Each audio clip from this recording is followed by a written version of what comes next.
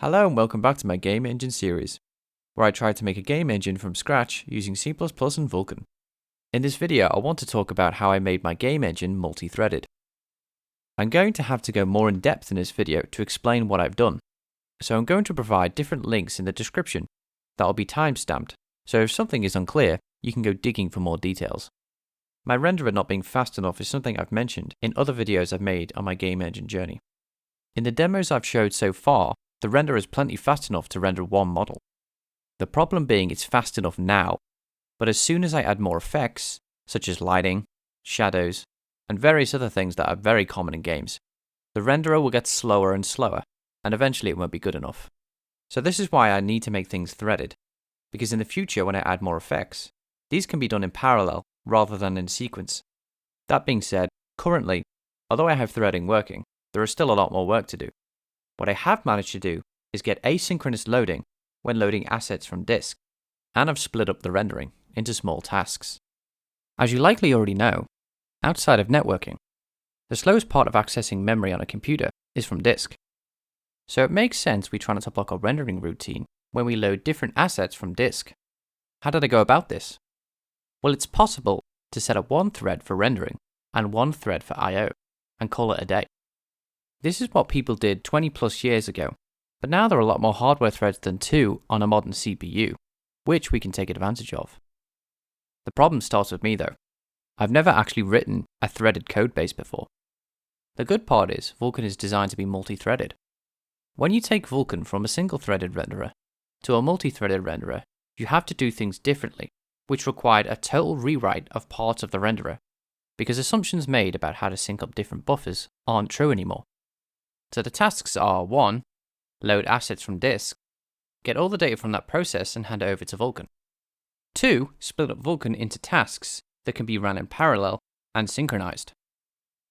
There are two approaches to managing threads: task-based threading and fiber-based threading that I learned about. We won't be using the fiber-based threading system, as this apparently relies heavily on the scheduler to coordinate tasks. The benefit being, when things get executed, you can interrupt each task. Naught Dog have a talk about how they implemented a fiber-based threading system. I will link that below.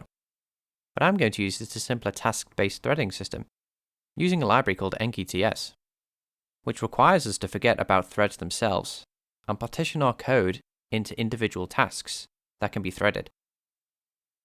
Firstly, to get a task-based threading system to work, we need to make sure all the data dependencies are set up correctly, so we don't have race conditions or other hard-to-debug issues that are caused by threads accessing data out of order. In short, each task needs to be as stateless as possible. Secondly, we need to make sure no tasks are overlapping that depend on the output of other tasks. This means we need to create a frame graph that does things in order for each frame. Each node in the graph will have its own dependencies and priorities, allowing for other tasks to branch forward from each node until the frame is complete. This will eventually include things that aren't rendering too, like physics and enemy AI. Once this is done and we have a frame graph, we then submit the tasks to a work queue and let the manager, in this case EnkiTS, go through the queue, and the scheduler will find available threads and run the tasks. By using EnkiTS, we'll also have the ability to pin tasks to one thread. I have pinned loading assets from disk to a particular thread. This will allow us to have thread affinity for loading assets. This means that the CPU can take advantage of cached results from previous runs of loading assets. This works because the EnkiTS scheduler tells the operating system to run I/O operations on the same CPU core. I will link an Intel talk about task-based threading from 2010, which explains the basics, and a Bungie talk about how they implemented their threading system for Destiny, which is closer to what we're doing, even though they call it a fiber-based threading system. It's just mine is way less feature complete. With all that being done, now we have the task of splitting up Vulkan and I/O loading into thread tasks. There are 3 changes I made in Vulkan to allow asset loading to happen while we are rendering. It all comes down to this. Vulkan has something called a command buffer. These can do a lot of different things. These command buffers just basically list work we require Vulkan to do. A simple command buffer might be to clear the screen of the previous frame and color all the pixels red. Adding commands to a command buffer is called recording. But what do you do with the command buffer?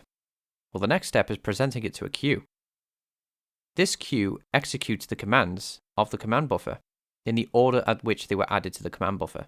As I mentioned before, clearing the screen will happen first, and colouring all the pixels red will happen second. So to get things to be threaded, when it comes to loading assets, I need to have it that the command buffer that transfers data from the CPU to the GPU works in a threaded environment. This requires me to rework the command pools, the transfer queues, and the staging buffer. The transfer queue is a type of queue in Vulkan which only does copy operations. The different type of queues are called queue families, and each queue family can only accept command buffers with the relevant commands in them. So for example, I can't use the command buffer we made before that clears the screen and paints everything red and submit that to the transfer queue. I will link a Stack Overflow post that explains the differences between queue families in more detail. So when setting up things like textures from image files, these need to be copied to a buffer. A buffer is just a piece of memory that holds data. This means when we move something to a buffer, it's now in the computer's RAM.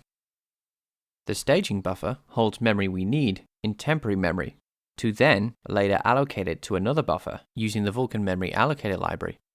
What we are doing here when we move data from the staging buffer to the main buffer, which is the buffer we're going to use, is copying memory from RAM to the GPU's memory. Once we've done all this, things like graphic operations, like texturing a 3D object, are now possible because the shaders have access to this buffer. And the shader is just a small program that runs on the GPU. So when you set up threading, transferring data becomes more complicated. We want to set up tasks in a way where a command buffer records these tasks in its own thread using our task-based threading system. This will allow Vulkan to submit commands to the graphics queue, which will be on a different thread, which is what we want, allowing rendering to be happy with us copying data on the fly. The command pool, which is where all the command buffers come from, needs to be updated to allow this. So now, in the transfer operations part of the codebase, all the command pools are linked to the transfer queue, so that every command buffer that's created from this command pool is linked to the transfer queue. We need to have a staging buffer before we move everything over to the GPU. You might be thinking, why can't we just send things over to the GPU when it's ready? It's faster to have a piece of memory used as a starting point to copy data over to the GPU. Once we have what we want to stick on the persistent staging buffer, we return a pointer to that memory for transferring, allowing us to do something with that memory later. As we are syncing up the CPU and the GPU, we need to have a fence for transferring data over to the GPU. This will make sure that we aren't in the middle of transferring data to the GPU and then try to send over more data while that's happening. Once this is all set up, it is now possible to load an image from disk, pass it to the staging buffer, then check the fence. If the fence is unlocked, we lock it and begin the transfer from the staging buffer to the GPU. Once complete, we unlock the fence. If we just left it at that, all the data would be in the transfer queue. This is not what we want. While the fence is unlocked for us, we need to do some extra work to move the data off the transfer queue into our main queue to get the data accessible for the shaders. This final transferring requires us to set up the layout of what we are sending over to the GPU. The layout description just describes how things are laid out in memory. I won't go into too much detail about how transferring works, but it all boils down to synchronizing. If the region and layout aren't correct, the transferring of data will get corrupted. The reason that this is so complicated is because we're moving memory from the CPU RAM to the GPU's video RAM, which is a completely different layout structure to the CPU's RAM for speed reasons. As this is all done in one task that doesn't rely on the rendering for any dependencies, this now gives us asynchronous loading. So if I show you what this looks like and load in this model, you can see that rendering is still happening while we are loading in assets. This only completes 50% of what I needed. The next thing I did was create tasks for command buffers to handle graphics. I partitioned up the graphics commands to allow them to be ran as individual tasks on the graphics command buffers. The sequence at which these commands get ran is based on the submission order of our main queues array. If we get the allocation right, we can draw in parallel with our command buffers. When we are building up a command buffer, Vulkan calls this recording, as it's like recording audio, or anything else for that matter. You are filling up a buffer of memory. To record command buffers in parallel with each other, we need to consider frame access and thread access. while allocating. So when we allocate command buffers, we need to access a command pool that is not currently being used by anything else. And the frame we are recording to do graphical stuff with can't be in flight. A frame in flight means that a frame is just doing some kind of rendering work that hasn't finished yet. So to figure out how many command pools we need to take the number of frames in flight that's possible, so in my case that's 3, and multiply that by the number of threads we have access to, which is 12 for my CPU. So in this case I need 36 command pools. This is rather a conservative way of calculating command pools, but this is something I can come back to later. If we keep track of threads and give each thread an ID, we can make sure that a command pool we might want to use isn't in flight, or a command buffer that's using that particular command pool isn't recording. We will use the maximum number of command buffers to help with the rendering pipeline, which will be 2 primary command buffers and 3 secondary command buffers. With our allocation strategy of allocating command pools, we know how many command buffers we can have, so reusing these command buffers is now possible. We just have to reset a command pool for a given command buffer. This also means we can reuse the data in that given command buffer, if we wanted to, because the memory isn't freed from that buffer. This method of handling command buffers is better on the CPU. There are 2 different types of command buffers we can take advantage of in Vulkan: primary and secondary command buffers. The primary command buffer can do every type of command we might want. This includes graphical commands, transfer commands, if your GPU supports it, and compute commands. The secondary command buffers can only do graphical commands. Each secondary command buffer needs to be tied back to a primary buffer to work. Each primary command buffer needs to have a render pass tied to it, which means you can't parallelize primary command buffers. This is because you can only have one render pass in one thread at a time. This is where secondary command buffers come in. Render passes are a collection of image view attachment locations. When I've been talking about images in Vulkan, this is what I've been talking about. They aren't like images on disk, like PNG files. An image attachment can be something like a depth image, a stencil image, and a color image. These all add together to make a 3D scene possible. Because without something like the depth image, there'll be no way to tell if a polygon is in front of another. You typically move attachments in and out in a render pass. To avoid explaining what Vulkan is doing line by line, I'll provide a talk which explains render passes, subpasses, and how to attach images to them. For simplicity's sake, you can just think of a render pass as storing images of color and depth values. There's definitely more going on with a render pass, but for brevity's sake, I'll leave it there. So because we can't have more than one render pass in parallel, in our frame graph, we need to set up secondary command buffers to record the tasks that we can do in parallel. And the tasks that we would want to parallelize are things with a lot of draw calls. So if we're doing something like G-buffering or forward buffering, for example, they would be good tasks to try and do in parallel, as trying to minimize draw calls is one way to really optimize your rendering, and these require a lot of draw calls to do. So then to do this, you have to keep track of your thread ID, so you can submit the secondary command buffers back into the primary command buffers, because secondary command buffers can't submit themselves to a graphics queue.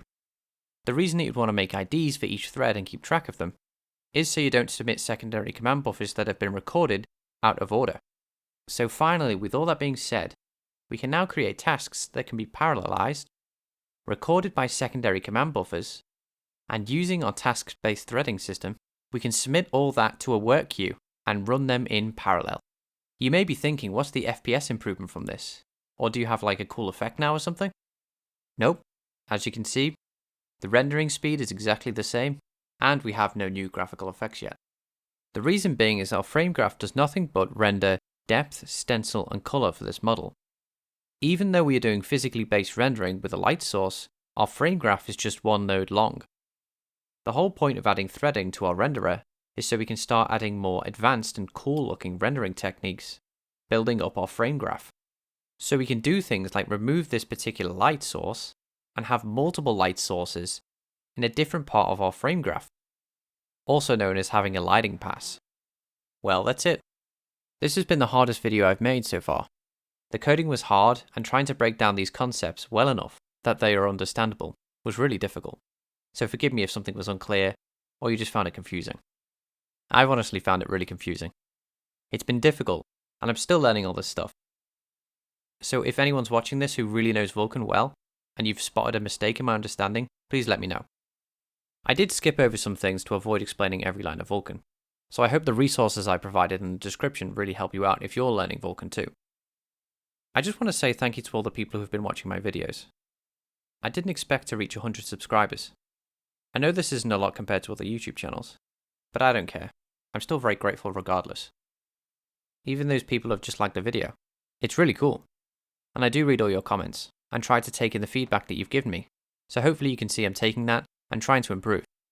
As you can likely already tell, I'm not planning on becoming a content creator, as these videos are far too niche for that. But I don't care.